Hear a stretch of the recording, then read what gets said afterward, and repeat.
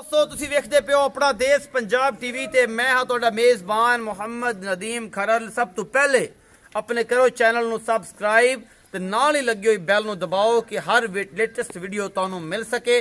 तो जनाब तुसी वेखो सब तो पहले।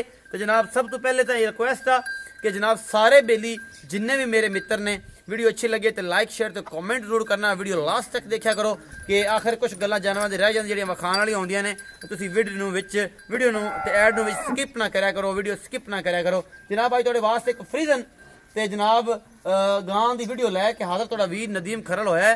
ये जनाब दूजे सूए दी हामला है गां है ते मतलब इन्हें हुण सूई है, मगरे दे बच्ची है या बच्चा है, ये अज ही सूई है ते जनाब रात दी ते जनाब सारा कुछ जोड़ा भी है। अज ही ये सूई है, रात एक चुआई इन्होंने कर ली है, दूजी इन्होंने शाम को करनी है। और मेरी कैमरे की नज़र है सारा कुछ जोड़ा है वो मेरा कैमरा मैन तुहानू तसल्ली नाल विखावेगा। ये पहला ने मैनू दूजे लगदी है, मालिक नूं आपां पुछ लेना है दूजा सूआ सूई है, पहला सूई है, तीजा सूई है, सतवां सूई है।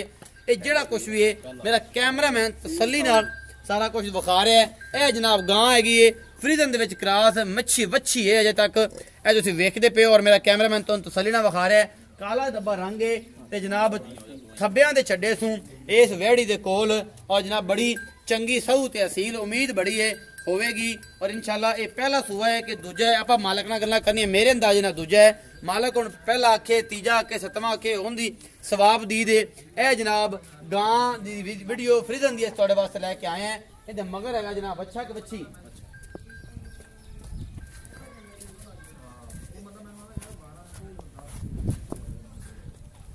ये जी बच्चा है जी, ये जनाब बच्चा है, ये राती सूई है।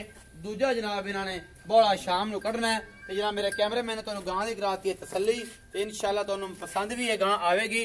तो बाकी लैने देने मुकद्दर ने हमेशा खूबसूरत और बेहतरीन जानवर अपना देश पंजाब टीवी की जीनत होंदे ने। ते आओ जी मुंशी साहब इत्थे करिए गल्लां तुहाडे नाल सारियां। अस्सलाम वालेकुम मुंशी साहब। वालेकुम सलाम। मुंशी साहब नाम दसो। मकबूल अहमद। मकबूल अहमद।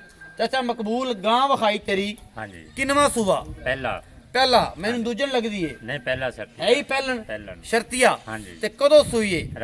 राती बोला कड्डिया सी हाँ जी। किन्ना? पहला बोला ने 8 किलो कड्डिया। पहला बोला 8 किलो कड्डिया है हाँ जी। दूजा हुण चुआई करोगे जिन्ना भी कड्डेगी तुहाडे नसीब ने या साडे नसीब ने या लैण वाले दे नसीब ने। हाँ जी। अच्छा ये मकबूल साहब दसो कि दुध किन्ना कर जाएगी?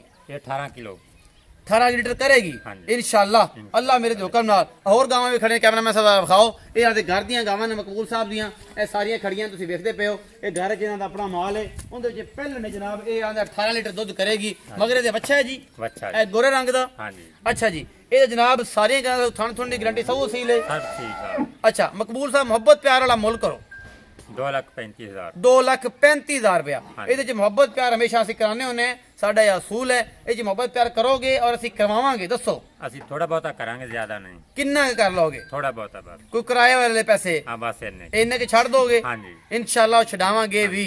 भाई मकबूल का कहना जी 2,35,000 रुपया मुल है। दुध करेगी 16 तो 18 लीटर इंशाल्लाह। एक चोई असीं रात कर ली है, दूजी असीं हुण करनी आ।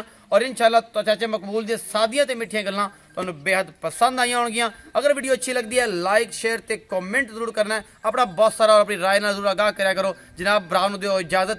अल्लाह निगहबान।